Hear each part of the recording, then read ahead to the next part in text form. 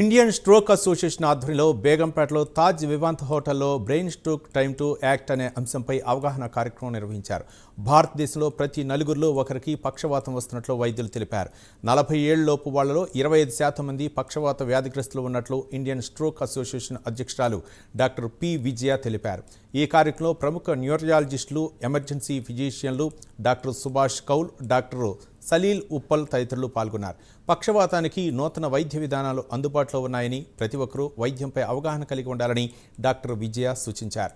ప్రతి ఒక్కరూ విధిగా బీపీని చెక్ చేసుకోవడంతో పాటు ఆరోగ్యాన్ని కాపాడుకోవాలని నిపుణులు సూచించారు. స్ట్రోక్ అసోసియేషన్ అంటే భారతదేశం మొత్తంలో బ్రెయిన్ పెరాలసిస్ మీద అధ్యయనం చేస్తున్న సైంటిఫిక్ సంస్థ. మేము 1500 మంది డాక్టర్లు ఉన్నాము, న్యూరాలజిస్ట్ విత్ స్ట్రోక్ ఇంట్రెస్ట్ ఉన్న వాళ్ళము.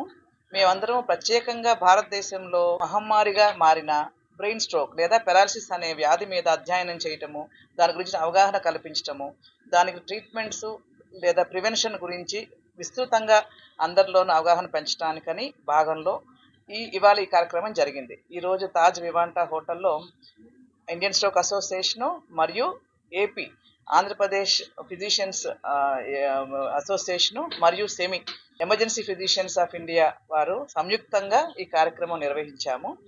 దీని ఉద్దేశం ఏంటంటే ఫిజిషియన్స్ మరియు ఎమర్జెన్సీ ఫిజిషియన్స్లో బ్రెయిన్ స్ట్రోక్ మేనేజ్మెంట్, పెరాలసిస్ని ఎట్లా మనం రికగ్నైజ్ చేయాలి, ఎట్లా దాన్ని ట్రీట్ చేయాలి అనే దాని మీద అవగాహన కల్పించడం. సిఎంఈ జరిగింది.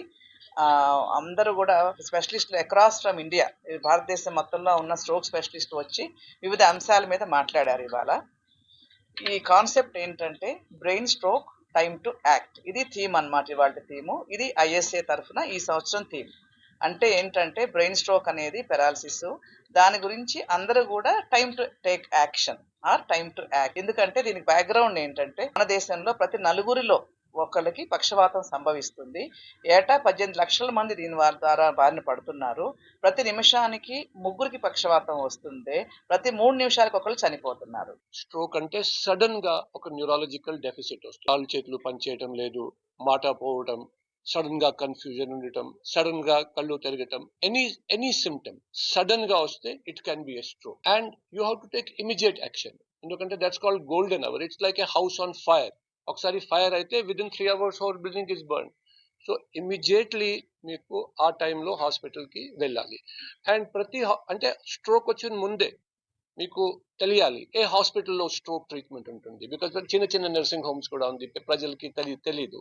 So now in the piece time before the stroke occurs we should know నా ఫ్యామిలీ మెంబర్స్ కి స్ట్రోక్ వస్తే, నా ఫ్రెండ్స్ కి స్ట్రోక్ వస్తే ఏ హాస్పిటల్ కి వెళ్ళాలి.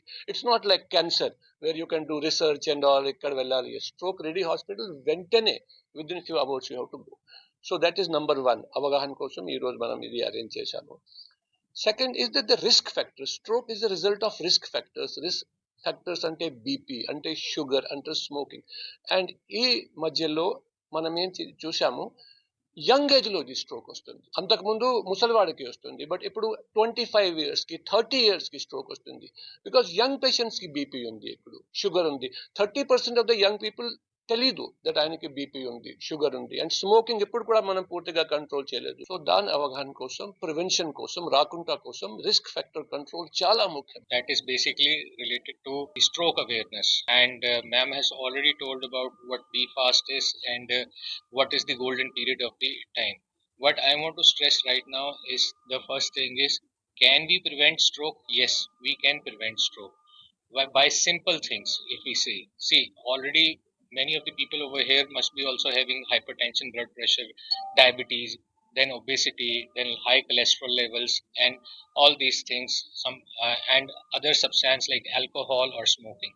So by rectifying these basic things, if controlling our blood pressure and taking our antihypertensive drugs regularly and monitoring our blood pressure, we can prevent stroke. Basic mantra to prevent stroke is lifestyle modification and take care of the risk factors which you are himself or herself having inside that can prevent stroke.